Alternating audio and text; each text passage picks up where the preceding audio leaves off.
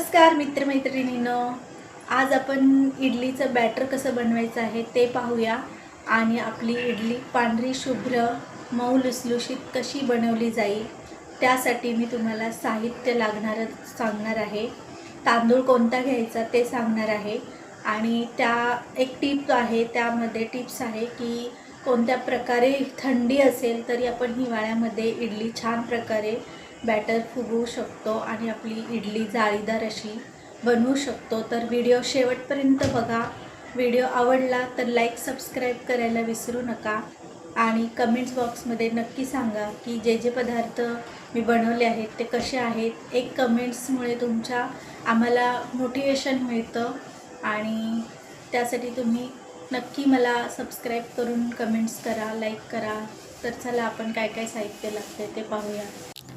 हे पहा, मी 2 वाट्या तांदळाच्या घेणार आहे। म्हणजे ही 1 वाटी तुम्हाला दाखवायला घेतलेली आहे, ही गच्च भरून घेतलेली आहे। 2 वाट्या तांदूळ आणि 1 वाटी उडदाची डाळ असं प्रमाण घ्यायचं आहे। ही पाव किलोची माझी वाटी आहे। तुम्ही ज्या वाटीने मोजाल त्याच वाटीने उडदाची डाळ पण मोजा।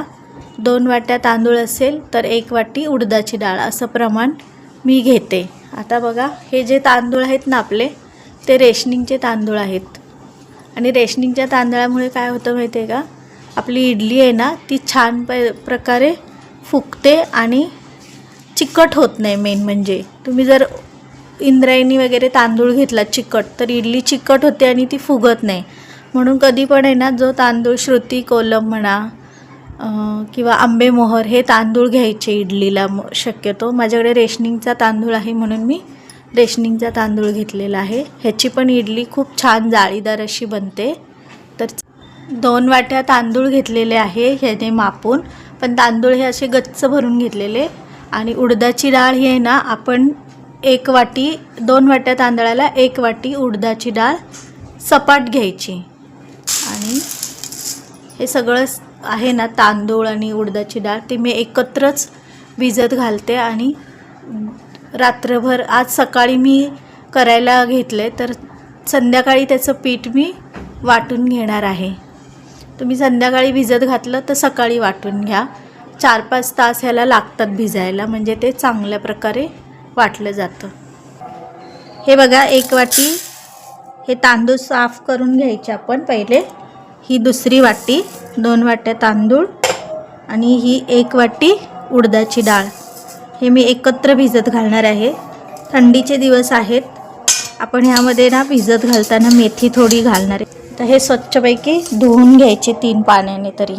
आता हा बघा, हा तांदूळ आपण स्वच्छ धुतलेला आहे आणि ह्यामध्ये अर्धा चमचा मेथी दाणे घालायचे आहेत।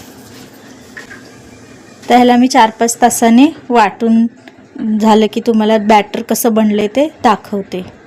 आपण जे डाळ आणि तांदूळ भिजवले आहेत ना, ते मिक्सरला लावून घेणार आहे। त्या वाटणामध्ये 2 पार्टमध्ये हे वाटून घ्यायचं आहे। तांदूळ आणि डाळ आपण 5 तास भिजवलेले आहे। आता जे तांदूळ आणि डाळ आहे ती मी वाटून घेतलेली आहे 5 तासानंतर। पुन्हा वाटलेलं जे बॅटर आहे ते आपण 5 तास ठेवायचं आहे रात्रभर आणि सकाळी ते कसं फुगतं ते मी तुम्हाला दाखवते। तर चला बघूया आपलं बॅटर कसं तयार झालं आहे। बघा, आता आपलं पीठ कसं फुगलेलं आहे, छान फुगले ना। हे बघा,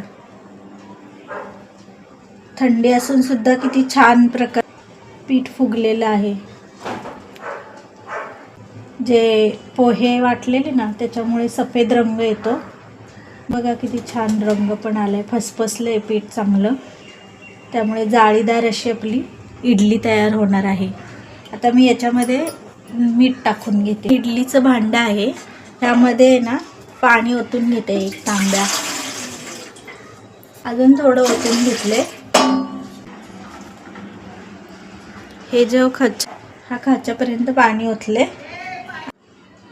तर हे माझं जे इडलीचं पात्र आहे, भांडं, ह्याला मी तेल लावून घेते आधी, म्हणजे आपली इडली व्यवस्थित निघली जाते, चिकटत नाही अजिबात खाली।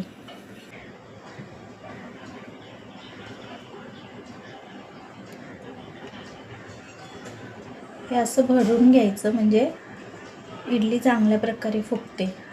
आणि तुम्हाला आता सगळं भरून झालं की दाखवते पुन्हा एकदा कसं भरलं आहे ते.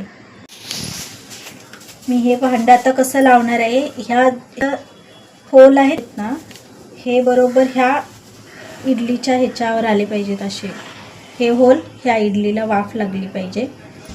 आता ह्या इडलीला अशी वाफ लागली पाहिजे. ह्या पद्धतीत हे भांडं लावायचं. म्हणजे ह्यामध्ये आपण भांडं ठेवूया. चांगलं पाणी गरम झाले भांडी भरेपर्यंत. त्याच्यावर आपण झाकण ठेवूया. फास्ट गॅस आहे. फास्ट गॅसवर 5-6 मिनटं आपण शिजून द्यायची आहे ती आपली इडली. आणि नंतर स्लो गॅसवरती 1-5 मिनटं शिजून द्यायची.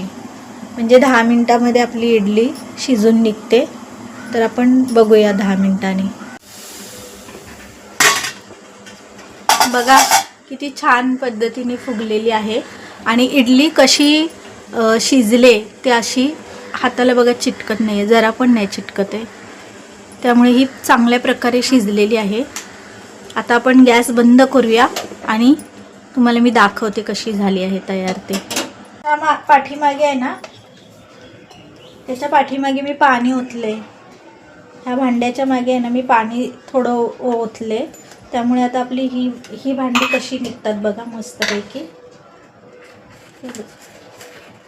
हे बघा, हे पूर्णपणे निघालं ना, प्लेन निघालं. थोडंसं काय करायचं, पाणी टाकायचं मागे या भांड्याच्या, थंड पाणी ओतायचं थोडं. आता हे पण दाखवते दुसरं पण. हे बघा छान निघाली ना, कशी मस्त जाळी बनलेली आहे बघा. शिजले ना चांगली.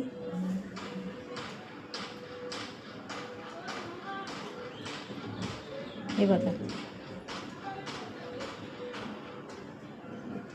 जरा पण चिकट नाही झालेली, छान अशी बनलेली आहे इडली.